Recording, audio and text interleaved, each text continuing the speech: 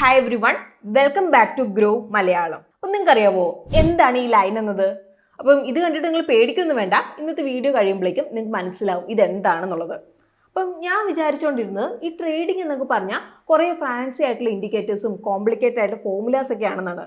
അപ്പോൾ എപ്പോഴൊക്കെ ഞാനൊരു ചാർട്ട് ഓപ്പൺ ആക്കുന്നോ അപ്പോഴൊക്കെ എനിക്ക് തോന്നുന്നു ഞാൻ എന്തോ ഒരു സീക്രട്ട് കോഡ് ക്രാക്ക് ചെയ്യാൻ നോക്കുന്ന പോലെയാണ് എനിക്ക് തോന്നാറുള്ളത്. അപ്പം ഞാൻ വിചാരിച്ചുകൊണ്ടിരുന്ന് ഇതൊക്കെ ഭയങ്കര ബുദ്ധികൾക്ക് മാത്രമേ മനസ്സിലാവുന്ന കാര്യങ്ങളാണെന്നാണ്. പിന്നെയാണ് എനിക്ക് മനസ്സിലായത് പ്രൈസ് ആക്ഷൻ ട്രേഡിംഗ് എന്ന് പറഞ്ഞാൽ ജസ്റ്റ് റോ മാർക്കറ്റ് മൂവ്മെന്റ്സ് വായിക്കുന്നതാണ്, അല്ലാതെ ഇവിടെ വേറെ ഒന്നുമില്ല. അപ്പോൾ അതുകൊണ്ട് തന്നെ ഇന്നത്തെ നമ്മുടെ വീഡിയോയിൽ പ്യുവർ പ്രൈസ് ആക്ഷൻ ആണ് നമ്മൾ നോക്കാൻ വേണ്ടി പോകുന്നത്. അതായത് മാർക്കറ്റ് എങ്ങനെയാണ് മൂവ് ചെയ്യുന്നത്, എങ്ങനെ നമുക്കൊരു വിന്നിങ് സെറ്റപ്പ് സ്പോട്ട് ചെയ്യാം, അതുപോലെ തന്നെ എങ്ങനെ നമുക്കൊരു പ്രോ ട്രേഡർ ആവാം എന്നുള്ളതൊക്കെ ഇന്നത്തെ വീഡിയോയിലൂടെ നമുക്ക് നോക്കാം. So let's begin today's video.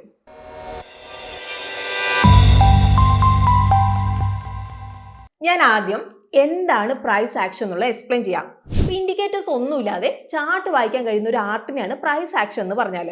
അപ്പോൾ ജസ്റ്റ് പ്രൈസ് മൂവ്മെന്റ്, അതുപോലെ തന്നെ മെയിൻ സപ്പോർട്ട് റെസിസ്റ്റൻസ് ലെവൽ. അപ്പോൾ മാർക്കറ്റ് സംസാരിക്കും, നമ്മുടെ ജോലി എന്ന് പറയുന്നത് അത് കേൾക്കുക എന്നതാണ്. അപ്പോൾ കോംപ്ലിക്കേറ്റഡ് ആയിട്ടുള്ള ഇൻഡിക്കേറ്റേഴ്സിൽ ആശ്രയിക്കുന്നതിന് പകരം മാർക്കറ്റിന്റെ മൂവ്മെന്റ് നിങ്ങൾ വായിക്കുക. അപ്പോൾ മൂവിംഗ് ആവറേജ് അല്ലെങ്കിൽ ഓസിലേറ്റേഴ്സിലുള്ള സിഗ്നൽസ് വെയിറ്റ് ചെയ്യുന്നതിന് പകരം price action traders support and resistance level, trend, അതുപോലെ സ്വിംഗ് പോയിന്റ്സ് അനലൈസ് ചെയ്തുകൊണ്ട് മാർക്കറ്റ് മൂവ്മെന്റ് ആന്റിസിപ്പേറ്റ് ചെയ്യും. അപ്പോൾ ക്രിട്ടിക്കൽ സോൺസിൽ പ്രൈസ് എങ്ങനെ ബിഹേവ് ചെയ്യുന്നുള്ളത് മനസ്സിലാക്കുന്നവരെ മാർക്കറ്റിൽ നിങ്ങൾക്ക് ഒരു മുൻതൂക്കം നേടുകയാണ് ചെയ്യുന്നത്. സോ നിങ്ങൾക്ക് ഒരു കറക്റ്റ് ക്ലാരിറ്റിയോടെ ട്രേഡ് ചെയ്യാൻ വേണ്ടിയിട്ട് സാധിക്കും. അപ്പം ഇന്നത്തെ നമ്മുടെ വീഡിയോയിലൂടെ എന്തൊക്കെയാണ് നോക്കുന്നത് എന്നുള്ളത് ഞാൻ പറയാം. അപ്പോൾ ആദ്യത്തെ ട്രെൻഡ്, അതായത് കോൺഫിഡൻസോടെ എങ്ങനെ നമുക്ക് അപ് ട്രെൻഡ് അതുപോലെ ഡൗൺ ട്രെൻഡ് ഐഡന്റിഫൈ ചെയ്യാം എന്നുള്ളത് നമുക്ക് നോക്കാം. രണ്ടാമത് ബ്രേക്ക്ഔട്ട്സ്. അപ്പോൾ ബ്രേക്ക്ഔട്ട് നേരത്തെ സ്പോട്ട് ചെയ്യുക, അതുപോലെ തന്നെ ഫേക്ക് ബ്രേക്ക്ഔട്ട്സ് അവോയ്ഡ് ചെയ്യുക. അടുത്ത് സപ്പോർട്ട് ആൻഡ് റെസിസ്റ്റൻസ്. അപ്പോൾ പ്രൈസ് റിയാക്ട് ചെയ്യുന്ന മെയിൻ ലെവലാണിത്. അപ്പോൾ നമുക്ക് റിവേഴ്സൽ പ്രൊഡിക്റ്റ് ചെയ്യാനായിട്ട് സഹായിക്കും. സോ ഇതൊക്കെയാണ് ഇന്ന് നമ്മൾ ഡിസ്കസ് ചെയ്യാൻ വേണ്ടി പോകുന്ന കാര്യങ്ങൾ. സോ നമുക്ക് ടൈം വേസ്റ്റ് ചെയ്യേണ്ട, ഓരോന്നും നമുക്ക് മനസ്സിലാക്കാൻ വേഗം. അപ്പോൾ ആദ്യത്തെ ട്രെൻഡ്. ഇപ്പോൾ ട്രേഡിംഗ് വിത്ത് പ്രൈസ് ആക്ഷൻ്റെ ഒരു മെയിൻ ആസ്പെക്ട് എന്ന് പറഞ്ഞിട്ടുണ്ടെങ്കിൽ മാർക്കറ്റിന്റെ ട്രെൻഡ് മനസ്സിലാക്കുന്നതാണ്. പക്ഷേ എന്തുകൊണ്ടാണ് ഇത് ഇമ്പോർട്ടൻറ്റ്? ഇപ്പോൾ ട്രേഡേഴ്സിന് ഇപ്പോൾ ട്രെൻഡ് ഐഡന്റിഫൈ ചെയ്യാൻ വേണ്ടി സാധിച്ചിട്ടുണ്ടെങ്കിൽ മാർക്കറ്റിന്റെ പോക്ക് എങ്ങനെയാണെന്നുള്ളത് അവർക്ക് മനസ്സിലാക്കാം. എന്നിട്ട് പ്രഡിക്ഷൻസ് അവർക്ക് എടുക്കാം. അപ്പോൾ ബേസിക്കലി നമുക്ക് ട്രെൻഡിങ് മാർക്കറ്റിനെ കൺസോൾട്ടേറ്റിംഗ് അല്ലെങ്കിൽ സൈഡ് വൈസ് അല്ലെങ്കിൽ റേഞ്ച് ബൗണ്ടിൽ നിന്ന് ഡിസ്റ്റിങ്വിഷ് ചെയ്യാൻ വേണ്ടിയിട്ട് സഹായിക്കും. അപ്പോൾ ട്രെൻഡ് ഒന്നെങ്കിൽ അപ് ട്രെൻഡ് ആവാം അല്ലെങ്കിൽ ഡൗൺ ട്രെൻഡ് ആവാം. അപ്പോൾ എപ്പോഴാണ് മാർക്കറ്റ് അപ് ട്രെൻഡിൽ വരുന്നത്? അപ്പോൾ ഒരു അപ് ട്രെൻഡ് ഉണ്ടാകുന്നത് പ്രൈസ് ഹയർ ഹൈസ് അതുപോലെ ഹയർ ലോസ് ഫോം ചെയ്യുമ്പോഴാണ്. അപ്പോൾ ഇത് കാണിക്കുന്ന ഒരു സ്ട്രോങ് ബൈയിങ് സ്ട്രെങ്ത് ആണ്. അപ്പോൾ ഇത് ബുള്ളിഷ് ട്രേഡേഴ്സിന് ഒരു ഐഡിയൽ സിനാരിയോ ആണ്. സോ ഒരു അപ് ട്രെൻഡിൽ നിങ്ങൾ എന്തൊക്കെയാണ് നോക്കേണ്ടതെന്നുള്ളത് പറയാം. അപ്പോൾ ആദ്യത്തെ ഹയർ ഹൈസ്, അതായത് ഇവിടെ ബൈ ടൈം പ്രൈസ് കൂടിക്കൊണ്ടിരിക്കും. അപ്പോൾ ഇതൊരു സ്ട്രോങ് ബൈയിങ് ഇൻട്രസ്റ്റ് ആണ് കാണിക്കുന്നത്. രണ്ടാമത് ഹയർ ലോസ്. അപ്പോൾ പ്രൈസ് ഓരോ തവണയും പുറകോട്ടേക്ക് വരുമ്പോൾ മുന്നത്തെ ലോയിനേക്കാൾ അത്രയും വരില്ല. അപ്പോൾ ഇത് കാണിക്കുന്നത് ബയേഴ്സിന് സ്റ്റിൽ കൺട്രോൾ ഉണ്ട് എന്നുള്ളത് കൺഫേം ചെയ്യുകയാണ്. അടുത്തത് അസെൻഡിങ് ട്രെൻഡ് ലൈൻ ആണ്. അപ്പോൾ ഇതൊരു റൈസിങ് സപ്പോർട്ട് ലെവലാണ്. അപ്പോൾ ഇവിടെ പ്രൈസ് സ്ട്രെങ്ത് കണ്ടെത്തിക്കൊണ്ട് മുകളിലേക്ക് നീങ്ങും. ഇനി last one increase buying pressure ആണ്. അപ്പോൾ ഡിമാൻഡ് ശ്രദ്ധേയമായി കൂടുന്ന വഴി ഒരു സ്ട്രോങ് അപ്വേർഡ് പ്രൈസ് മൂവ്മെന്റിലേക്ക് അത് ലീഡ് ചെയ്യുകയാണ്.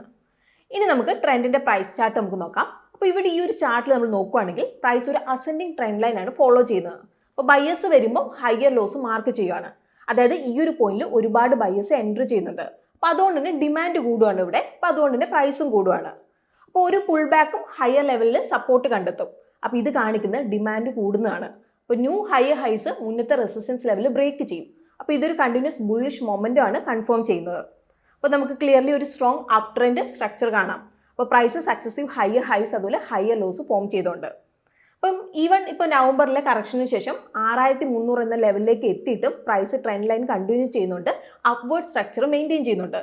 അപ്പോൾ അതുകൊണ്ട് തന്നെ ഈ ഒരു സെറ്റപ്പ് ട്രെൻഡ് ഫോളോ ചെയ്യുന്ന ട്രേഡേഴ്സിന് അനുയോജ്യമാണ്. അപ്പോൾ ഇവർക്ക് ഹയർ ലോസിൽ എൻട്രി ചെയ്തിട്ട് അപ്വേർഡ് മൊമെന്റും തുടരാം. ഇനി ഞാൻ നിങ്ങൾക്ക് പറഞ്ഞുതരാം എങ്ങനെ ഒരു അപ് ട്രെൻഡിൽ ട്രേഡ് ചെയ്യാമെന്നുള്ളത്. അപ്പോൾ ഹയർ ലോസിൽ നിങ്ങൾ വാങ്ങുക, അതായത് പ്രൈസ് സപ്പോർട്ട് ലെവലിലേക്ക് താഴുമ്പോൾ എൻട്രി ചെയ്യുക. അടുത്ത ട്രെൻഡ് ലൈൻ സപ്പോർട്ട് യൂസ് ചെയ്യുക, അതായത് പ്രൈസ് ഇപ്പോഴും ട്രെൻഡ് ലൈൻ റെസ്പെക്ട് ചെയ്യുന്നുണ്ടെങ്കിൽ ട്രെൻഡ് ഇപ്പോഴും ഉണ്ടാവും. അടുത്ത ബ്രേക്ക്ഔട്ട്സ് ഐഡന്റിഫൈ ചെയ്യുക. ഇപ്പോൾ പ്രൈസ് കൺസോൾട്ടേറ്റ് ചെയ്യുവാണ്, അതുപോലെ റെസിസ്റ്റൻസിന് മുകളിൽ ബ്രേക്ക് ചെയ്യുവാണെങ്കിൽ ഒരു ന്യൂ റാലി നമുക്ക് എക്സ്പെക്ട് ചെയ്യാം. അടുത്ത ബുദ്ധിപൂർവ്വം നമ്മൾ സ്റ്റോപ്പ് ലോസ് സെറ്റ് ചെയ്യുക. ഇപ്പോൾ റിസ്ക് മാനേജ് ചെയ്യാനായിട്ട് റീസെന്റ് ഹയർ ലോസിന്റെ താഴെ സ്റ്റോപ്പ് ലോസ് പ്ലേസ് ചെയ്യുക. അപ്പോൾ പെട്ടെന്ന് ഇപ്പോൾ മാർക്കറ്റൊക്കെ ഇടിഞ്ഞിട്ടുണ്ടെങ്കിൽ ഇത് നമ്മളിന്ന് പ്രൊട്ടക്ട് ചെയ്യും. അതേ സമയത്ത് ഇപ്പോൾ ശരിയായിട്ടാണ് നീങ്ങുന്നതെങ്കിൽ നമുക്ക് സ്പേസും ഉണ്ടാകും. ഇനി അടുത്തത് ഡൗൺ ട്രെൻഡ് ആണ്. അപ്പോൾ എപ്പോഴാണ് മാർക്കറ്റ് താഴേക്ക് വീഴുന്നതായിട്ട് തോന്നുന്നത്? ബേസിക്കലി ഡൗൺ ട്രെൻഡ് എന്ന് പറഞ്ഞാൽ പ്രൈസ് തുടർച്ചയായിട്ട് ലോവർ ഹൈസ് അതുപോലെ ലോവർ ലോസ് ഉണ്ടാക്കുമ്പോഴാണ്. അപ്പോൾ ആദ്യത്തെ ലോവർ ഹൈസ്. അപ്പോൾ ഇവിടെ വില ഉയരാൻ വേണ്ടിയിട്ട് ശ്രമിക്കുന്നുണ്ടെങ്കിലും മുന്നത്തേക്കാളും താഴ്ന്ന ലെവലിൽ പരാജയപ്പെടുവാണ് ഇവിടെ. ഇനി അടുത്തത് വരുന്ന ലോവർ ലോസ് ആണ്. അപ്പോൾ ഇവിടെ ഓരോ പുതിയ ലോയും മുന്നത്തേക്കാളും താഴെയാണ്. അപ്പോൾ ഇതിവിടെ കാണിക്കുന്നത് വീക്ക്നെസ് ആണ്. ഇനി ഇതിന് ശേഷം വരുന്നതാണ് ഡിസെൻഡിങ് ട്രെൻഡ് ലൈൻ ആണ്. അപ്പോൾ പ്രൈസ് റിപ്പീറ്റ്ലി റിജക്ട് ചെയ്യുന്ന ഡയഗണൽ റെസിസ്റ്റൻസ് ലൈൻ. ഇനി അടുത്ത് ഇൻക്രീസ് സെല്ലിംഗ് പ്രഷർ ആണ്. അപ്പോൾ ഇടിയുന്ന ദിവസങ്ങളിൽ കൂടുതൽ റെഡ് ക്യാൻഡിൽസ്, അതുപോലെ തന്നെ വലിയ ബെയറിഷ് മൂവ്മെന്റ്സ്, അതുപോലെ തന്നെ വോളിയം കൂടുന്നൊക്കെ സെല്ലിംഗ് പ്രഷർ കൂട്ടും. ഇനി നമുക്ക് ഒരു എക്സാമ്പിളിനായിട്ട് NTPCയുടെ പ്രൈസ് മൂവ്മെന്റ് നമുക്ക് നോക്കാം. അപ്പോൾ ഇതൊരു റെക്കമെൻഡേഷൻ അല്ല, നമ്മളൊരു എക്സാമ്പിൾ ആയിട്ടാണ് ഇത് എടുത്തേക്കുന്നത് എന്നുള്ളൊരു കാര്യം ഇവിടെ മനസ്സിലാക്കുക. അപ്പോൾ ഇവിടെ ഒക്ടോബർ ടു ഡിസംബർ എൻഡിൽ ഒരു സ്ട്രോങ് ഡൗൺ ട്രെൻഡ് കണ്ടു. അപ്പോൾ പ്രൈസ് ഒരു ഡിസെൻഡിങ് ട്രെൻഡ് ലൈൻ ഫോളോ ചെയ്തുകൊണ്ട് ഒരു ലോവർ ഹൈസ് മാർക്ക് ചെയ്യുകയാണ്. ഓരോ തവണ വില ഉയരാൻ വേണ്ടിയിട്ട് നോക്കുമ്പോൾ മുന്നത്തേക്കാളും ലോവർ പോയിന്റിൽ റിജക്ട് ചെയ്യപ്പെടുകയാണ്. അപ്പോൾ ഒക്ടോബർ മന്തിൽ നമ്മൾ നോക്കുകയാണെങ്കിൽ പ്രൈസ് ഒരു 450 റേഞ്ചിലായിരുന്നു. അവിടുന്ന് താഴേക്ക് വന്നിട്ട് നവംബറിൽ 410 ഒരു ലോവർ ഹൈസ് ഉണ്ടാക്കി.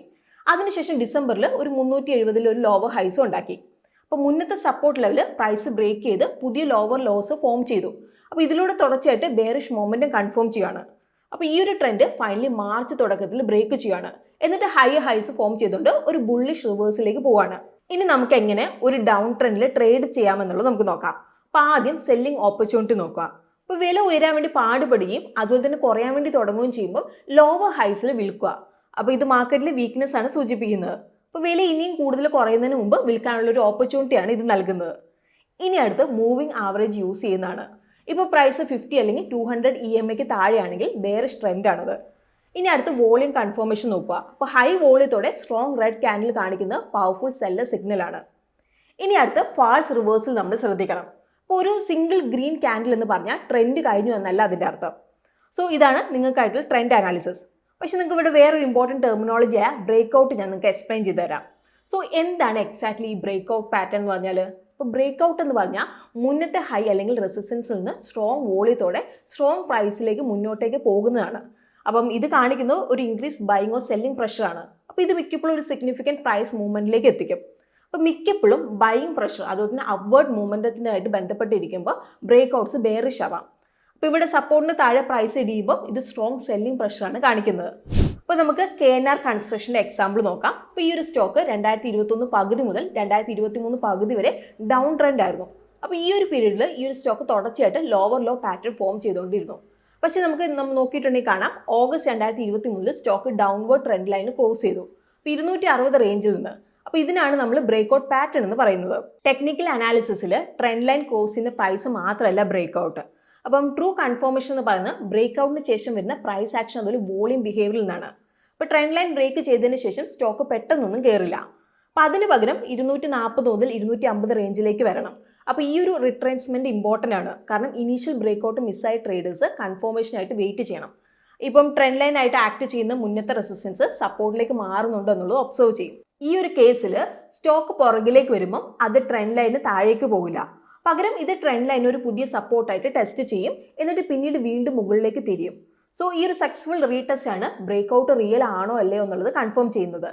ഇപ്പം ട്രെൻഡ് ലൈൻ താഴേക്ക് സ്റ്റോക്ക് ഇടിഞ്ഞിട്ടുണ്ടെങ്കിൽ അതവിടെ സ്റ്റേ ചെയ്താൽ അതൊരു ഫാൾസ് ബ്രേക്ക് ഔട്ട് ആകും.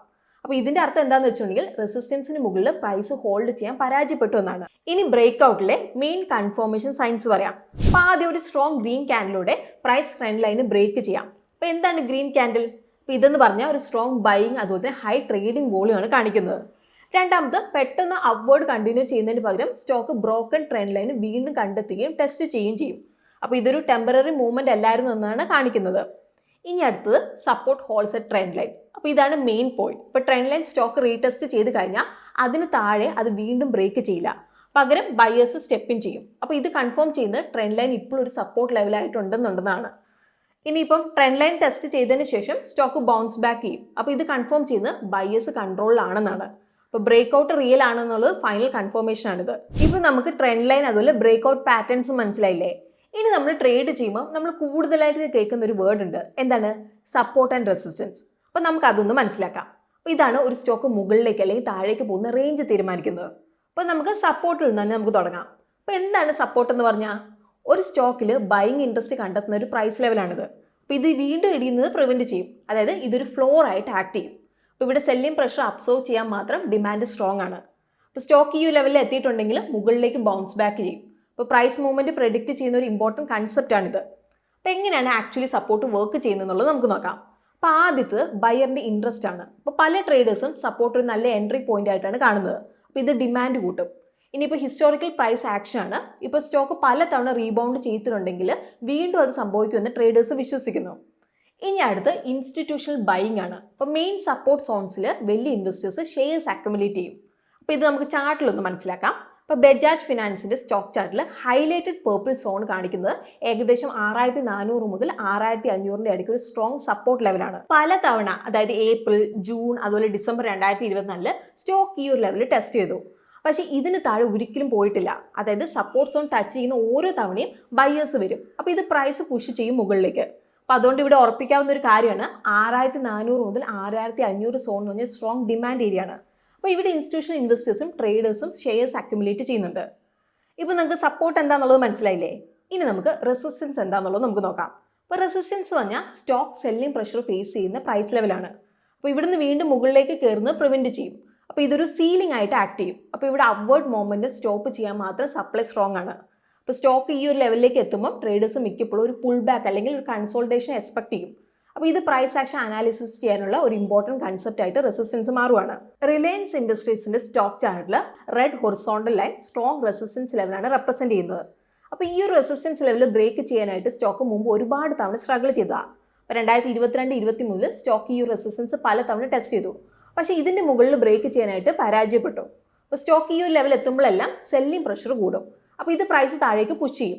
അപ്പോൾ ഇത് കൺഫേം ചെയ്യുന്ന ഒരു കാര്യമാണ്, ഒരു ഇമ്പോർട്ടൻറ്റ് റെസിസ്റ്റൻസ് ആണെന്നുള്ളൊരു കാര്യം. സോ ഇന്നത്തെ വീഡിയോയിൽ നമ്മൾ പ്രൈസ് ആക്ഷൻ ട്രേഡിങ്ങിൻ്റെ ഇമ്പോർട്ടൻറ്റ് കൺസെപ്റ്റ്സ് നമ്മൾ സംസാരിച്ചിട്ടുണ്ട്. ട്രെൻഡ് അതുപോലെ ബ്രേക്ക്ഔട്ട്സ് ഐഡൻറ്റിഫൈ ചെയ്യുന്ന മുതൽ സപ്പോർട്ട് ആൻഡ് റെസിസ്റ്റൻസ് മാസ്റ്റർ ചെയ്യുന്നവരെ. ഇപ്പോൾ നിങ്ങൾക്ക് ഇൻഡിക്കേറ്റേഴ്സിലേക്ക് നിങ്ങൾ ആശ്രയിക്കാതെ മാർക്കറ്റ് റീഡ് ചെയ്യാനുള്ള എല്ലാ ടൂൾസും നിങ്ങളുടെ കയ്യിലുണ്ട് അല്ലേ? പക്ഷേ ഇവിടെ ഒരു കാര്യം നിങ്ങൾ ഓർക്കണം, നോളജ് മാത്രം ഉണ്ടായിട്ട് നമുക്കിവിടെ കാര്യമില്ല. പ്രാക്ടീസ് ആണ് ഇവിടെ ഏറ്റവും ഇമ്പോർട്ടൻ്റ് ആയിട്ടുള്ള ഒരു കാര്യം എന്നുള്ളത് നിങ്ങൾ മനസ്സിലാക്കണം. അപ്പോൾ അതുകൊണ്ട് തന്നെ നിങ്ങൾ ലൈവ് ചാർട്ട് അനലൈസ് ചെയ്യുക, ഇത് ഈ ഒരു ടെക്നിക്ക് നിങ്ങൾ അപ്ലൈ ചെയ്യുക, എന്നിട്ട് നിങ്ങളുടെ സ്കിൽസ് ഒക്കെ നിങ്ങൾ സെറ്റ് ചെയ്യുക. അപ്പോൾ ആരൊക്കെയാണോ മാർക്കറ്റ് ഒബ്സർവ് ചെയ്ത് അത് അഡാപ്റ്റ് ചെയ്ത് ഡിസിപ്ലിൻ ആയിട്ട് നിൽക്കുന്നത് അവർക്ക് മാർക്കറ്റ് എന്തായാലും തീർച്ചയായിട്ടും റിവാർഡ് ചെയ്യും. ഇനി ഞാൻ നിങ്ങളോടൊരു കാര്യം ചോദിക്കട്ടെ, ഇൻഡിക്കേറ്റേഴ്സിന് പകരം പ്രൈസ് ആക്ഷൻ ഫോക്കസ് ചെയ്യാൻ വേണ്ടിയിട്ട് നിങ്ങൾ തുടങ്ങുമോ? അപ്പം ഏത് സ്ട്രാറ്റജിയാണ് നിങ്ങൾക്ക് യൂസ്ഫുൾ ആയിട്ട് തോന്നുന്നത്? ട്രെൻഡ് അനാലിസിസ്, ബ്രേക്ക്ഔട്ട്സ് അല്ലെങ്കിൽ സപ്പോർട്ട് ആൻഡ് റെസിസ്റ്റൻസ് ആണോ? അപ്പോൾ നിങ്ങളുടെ അഭിപ്രായമൊക്കെ നിങ്ങൾ താഴെ കമൻസിൽ നമ്മളോട് ഷെയർ ചെയ്യാം. അപ്പം ഇന്നത്തെ വീഡിയോ നിങ്ങൾക്ക് യൂസ്ഫുൾ ആയിട്ടുണ്ടെന്ന് തന്നെയാണ് നമ്മൾ വിചാരിക്കുന്നത്. അപ്പോൾ അങ്ങനെ നിങ്ങൾക്ക് വീഡിയോ യൂസ്ഫുൾ ആയിട്ടുണ്ടെങ്കിൽ തീർച്ചയായിട്ടും നിങ്ങൾ വീഡിയോ ലൈക്ക് ചെയ്യുക. അതുപോലെ തന്നെ നമ്മുടെ ചാനൽ കോണ്ടന്റ് ഒക്കെ നിങ്ങൾക്ക് ഇഷ്ടമാവുന്നുണ്ടെങ്കിൽ ചാനലും കൂടി നിങ്ങൾ സബ്സ്ക്രൈബ് ചെയ്യുക. അപ്പോൾ ഇന്നത്തെ വീഡിയോ നമ്മൾ ഫുള്ളി എഡ്യൂക്കേഷണൽ പർപ്പസിനാണ് ചെയ്തിരിക്കുന്നത്. ഇതിന് നമ്മൾ സംസാരിച്ച സ്റ്റോക്കൊന്നും നമ്മൾ എക്സാമ്പിളായിട്ട് നമ്മൾ പറഞ്ഞതാണ്, അത് ഒരിക്കലും റെക്കമെൻഡേഷൻ അല്ല എന്നുള്ള കാര്യം നമ്മളിവിടെ എടുത്തു പറയുകയാണ്. അപ്പം ഇവിടെ നിങ്ങൾ മനസ്സിലാക്കേണ്ട ഒരു കാര്യമുണ്ട്, സെക്യൂരിറ്റീസ് അതുപോലെ ഡെറിവേറ്റീവ്സ് ട്രേഡ് ചെയ്യുന്നതൊക്കെ റിസ്ക്കി ആയിട്ടുള്ള കാര്യമാണ്. അപ്പോൾ ഇതിൽ കൂടുതൽ ആളുകൾക്കും അവരുടെ പണം നഷ്ടമാവുകയാണ് ചെയ്യുന്നത്. അപ്പോൾ അതുകൊണ്ട് തന്നെ അത്ര ഹൈ റിസ്കി പ്രൊഡക്റ്റിലേക്ക് പോകുന്നത് നമ്മൾ ഒരിക്കലും റെക്കമെൻഡ് ചെയ്യുന്നില്ല. അപ്പോൾ ഗ്രോ ഒരിക്കലും ഇൻഡിവിജ്വൽ സ്റ്റോക്ക് അഡ്വൈസ് ചെയ്യുന്നില്ല. അപ്പോൾ നമ്മൾ പൂർണ്ണമായിട്ട് വിശ്വസിക്കുന്ന ഒരു കാര്യം ഇതാണ്, നിങ്ങൾ ഇൻവെസ്റ്റ് ചെയ്യും മുമ്പ് സ്വന്തമായിട്ട് റിസർച്ച് ചെയ്യണമെന്നാണ്. സോ നമുക്ക് പുതിയൊരു വീഡിയോ ആയിട്ട് ഗ്രോ മലയാളം ചാനലിലൂടെ പെട്ടെന്ന് കാണാം. അതുവരെ take care, happy investing and bye from റിയൽസി.